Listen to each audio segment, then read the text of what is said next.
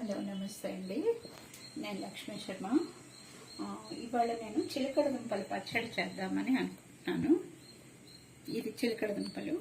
దీనికి ఏమేమి కావాలంటే ఎండుమిరపకాయలు, మినపప్పు, కొంచెం చింతపండు, నిమ్మకాయలతో ఆవాలు, మెంతులు, ఇంగువ. ఇవి వేయించుకోవటానికి కొంచెం నూనె, 2 స్పూన్ల నూనె అంతే కావాలి.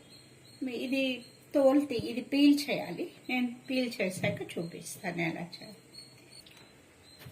నేను కొన్ని బాండ్లు పెట్టాను, స్టవ్ అంటేసి బాండ్లు పెట్టాను. ఒక 2 స్పూన్స్ నూనె వేస్తున్నానండి, పోపు వేయించుకోవడానికి.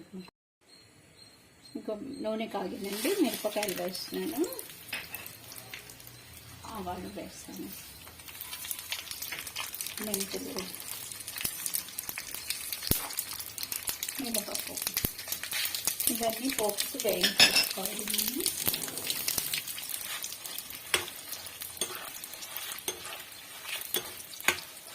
ఆఫ్ చేసేస్తున్నాను. ఇంగు వేస్తున్నాను. ఇంగు లాస్ట్లో వేస్తే మాడకుండా ఉంటుందని లాస్ట్లో వేస్తాను నేను. మిరపకాయలు వేగిపోయండి. ఈ చిలకడ దుంపని ఏం చేస్తానంటే ఇలా కట్ చేసి పెట్టుకున్నాను. ఇదేం వేయించక్కర్లేదు, ఇది ఇలా పచ్చిగానే ఉంటుంది. పచ్చిగానే వేసి మిక్సీలో అన్నీ కలిపి రుబ్బేసుకోవాలన్నమాట. నీళ్ళలో వేసి నానబెడతా 2 మినిట్స్ అంతే. చూపిస్తాను మళ్ళీ మీకు పచ్చడి అయినాక.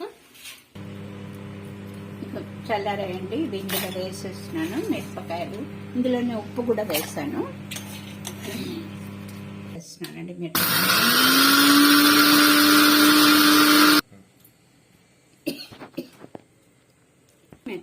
ఇదిగో ఈ ముక్కలు కూడా వేసేసి రుబ్బేసుకోవాలన్నమాట.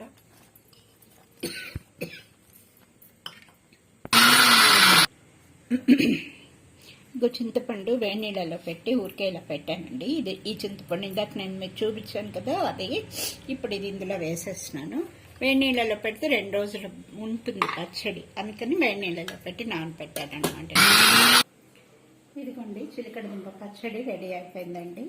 స్వీట్ పొటాటో అంటారు. ఇది చట్నీకి, అన్నంలో కలుపుకోవడానికి బాగుంటుంది, చపాతీకి బాగుంటుంది. జస్ట్ లైక్ కొబ్బరి పచ్చడి ఎలా ఉంటుంది, కొబ్బరి పచ్చడి తీయగా కొబ్బరి ఎలా ఉంటుందో అలా ఉంటుంది అన్నమాట. చాలా బాగుంటుంది.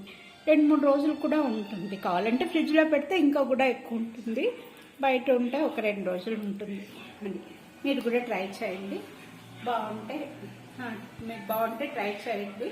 బెల్ బటన్ నొక్కండి. Thank you.